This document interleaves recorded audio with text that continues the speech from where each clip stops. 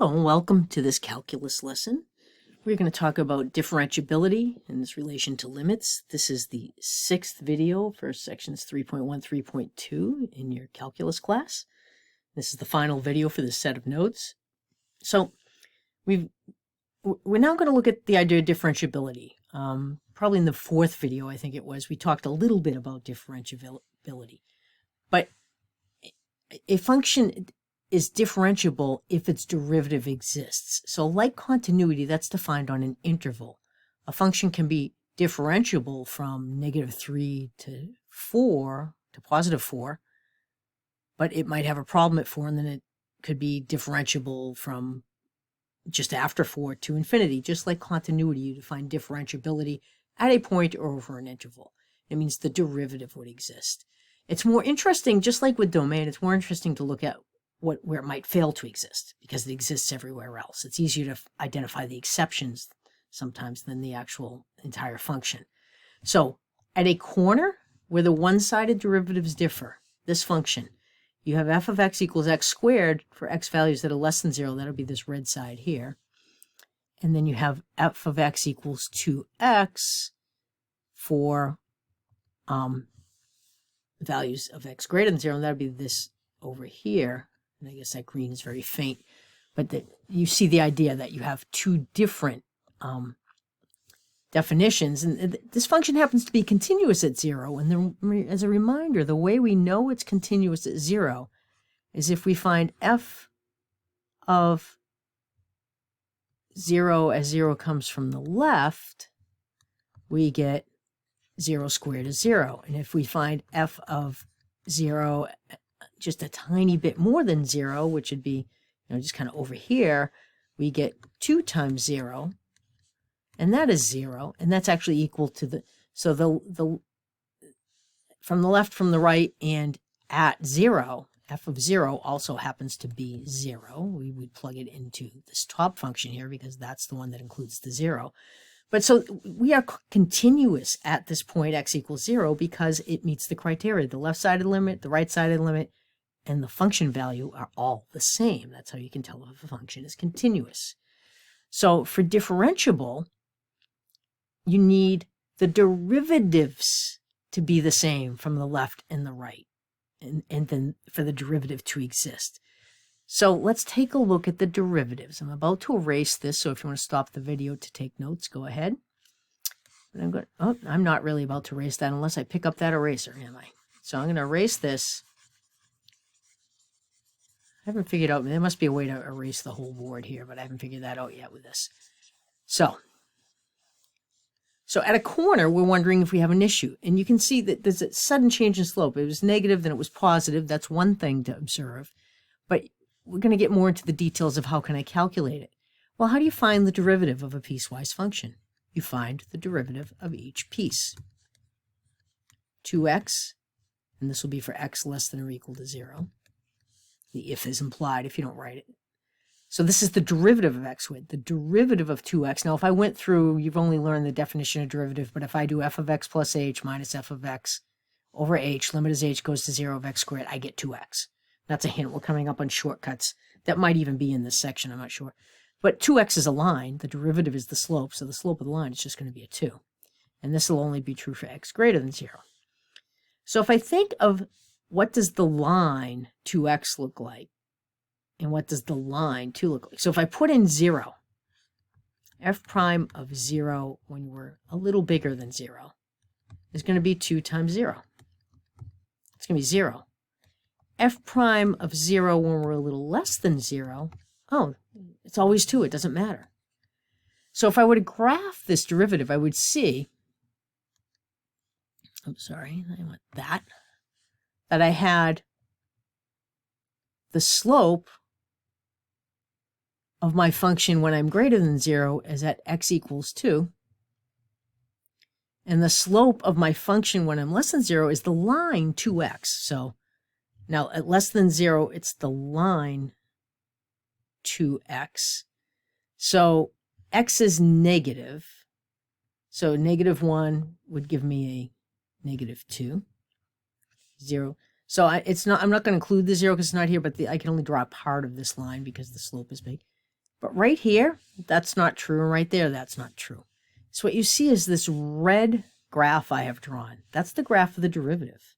If you think of that as itself a function, you can see you have a jump discontinuity at x equals 0, and also you actually don't even have a function value at x equals 0. Well, you do have a function value. I'm sorry, f prime of x equals, this would go here. It would go with this one because the equal 0 is there. This would be 2 times 0 is 0. So this one would be the function value, and then that one up there, the derivative would go with the top. Let me redraw that whole derivative.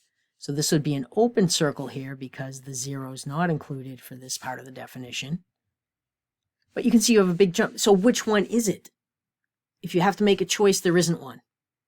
So this is a sudden change in slope from 0 to 2.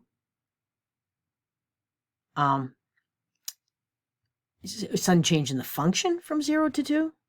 And the function happens to be the slope function. You do not have a derivative there. So at a sharp point, if for a piecewise function, if the derivative is not the same at the place where the pieces break, then you do not have a derivative there. Okay, that was an example of where you have continuity but not differentiability at x equals 0. Here's another one. You get x to the 2/3. It looks like this. You have a sharp point here. If you look here, the slope here, slope on this side you're going down is negative.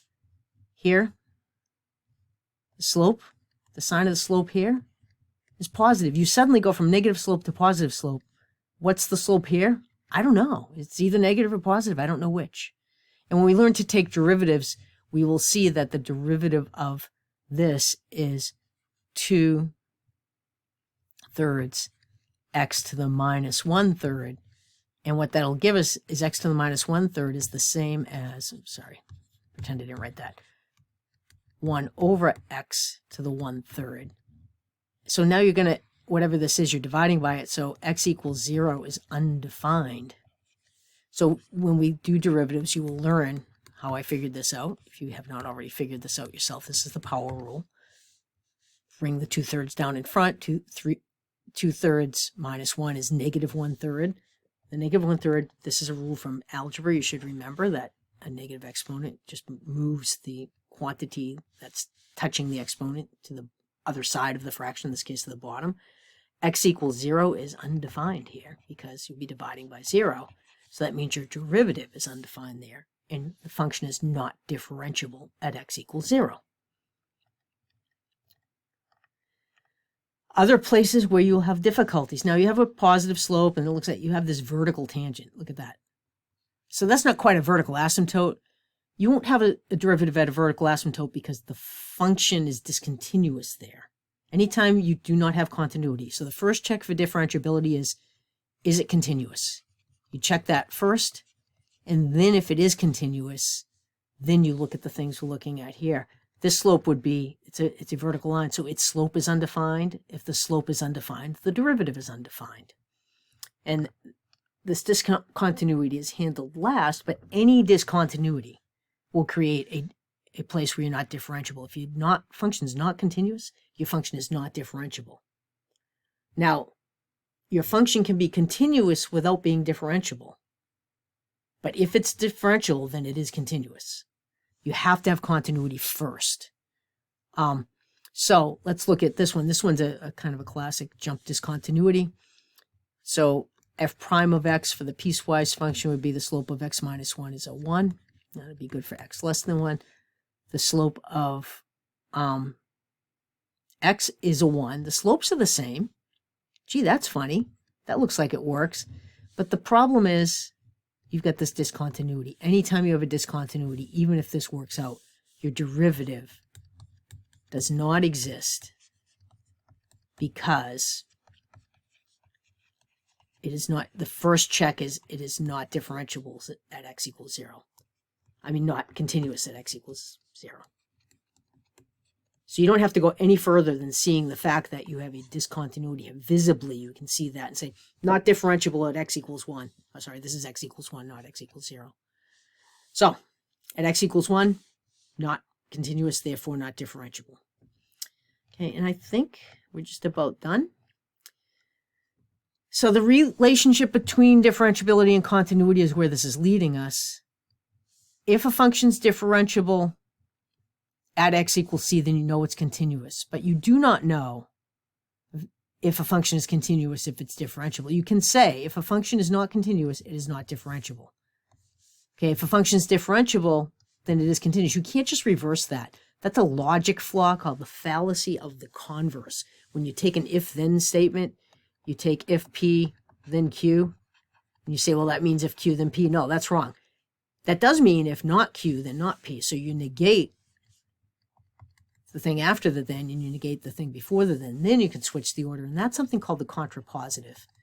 And when you get into logical arguments, the contrapositive form is equivalent to the conditional form. So you do know if the function is not continuous, it's not differentiable. But if you know it's continuous, you don't know it's differentiable. In order for it to be differentiable, you know it's continuous, and if it's not continuous, you can stop looking for differentiability. Now look at this function in example 7. It is continuous everywhere. I can draw this without lifting my pen. There's a couple of sharp corners. So if I were to do the graph of the derivative of this, and we do this all the time in algebra-based physics class, I would look at each piece of a line. Now each line, remember, is going to have a graph that is a number. So that's going to be easy enough to figure out. So it looks like I have a -8, 2, -10, 5. So it looks like I have a change in y of -3, a change of x of +2 when I move from there to there. I know my answer should be negative because I'm going down. That a 2, that's a 5, yeah. So from -10 to -8, I'm going to graph something at -3/2. So that's -1, -2 would be right in here somewhere. And I'm going to stop. And there's actually an open circle there because there you don't really know what it is. Then from -8 to -2, I know my change in x moving that way will be 6. It looks like I'm going to have a positive slope. I have a 6 minus a 2, which is a 4, and that will be 2/3. Positive 2/3. So from -8 to -2, I'm going to find a number at about, pretend that's positive 2/3. It's a little hard to fit it in here. Those are open circles on both ends. But I get this horizontal, I'm going to get a series of horizontal lines that look kind of like steps. From -2 to x is -2 to x is 6, I see that I have a horizontal line. I know the slope is 0. So from -2, I think that's 6. Yeah, to 6. The slope is 0. So I get this. And then from x is 6 to x is 8, I have a really sudden drop here. This goes from 7 to 1 in y. So it's going to be 1 minus 7. It's negative. And the change in x is 2. That's -6 over 2. That's going to be a -3. So from 6 to 8, x is 6 to x is 8. It looks like I graph this down here. So that might help you with your derivative to function graphs too. So I'd like you to stop the video and try the next one. So stop it and come back, and then we'll do it out together. Okay, so you're back. I've started doing some work myself while you were gone. I identified the critical points where everything, I won't call them, critical isn't really the name of them, but the points where your function changes definition become useful to know here. So I've got -10, 8, -6, 4. So if I do 8 minus 4, I have to do -10, because I started with the 8, that minus a -6, and I will get 4 over -4. The biggest problem calculus students have doing this is we forget that subtracting a negative is the same as adding. Now when you add two signed numbers, the signs are different. You subtract them, 10 minus 6, and keep the sign of the bigger one. So that bottom becomes a -4, and you get a slope of -1. And I've already drawn that here from -10 to 6. Now this is a little easier. This is 0. From -6 to 0, I go all the way. That should be on the x-axis. So I'm up to here now. Now I'm going between these 2 points. Now that's going to be a positive number when I get through. So if you have trouble with your signs, then that's helpful to look at too. 10 minus 4 is 6 over 3 will be a 2. So from x is 0 to x is 3, I have a graph at 2. And then from x is 3 to x is 5, it looks like I take a drop of 6. It's a drop, so it'll be a negative 6 over a difference of 2. Negative 6 over 2 will give me a negative 3. You can do these out yourself now that I've written the points there. Oh, I should have gone over to 3 here. That should go to 3. So I'm graphing at negative 3 from x is negative 3. Sorry, from x is positive 3 to x is 5. There's your graph there. It's just a little horizontal line. The circles are exaggerated, I realize, but that means the ends are not included. And then this is flat again, so I'm again from 5 to 10 on the x-axis, meaning y is 0. My derivative is 0, so this is my derivative graph. I hope you found this helpful and informative, and please email me your questions.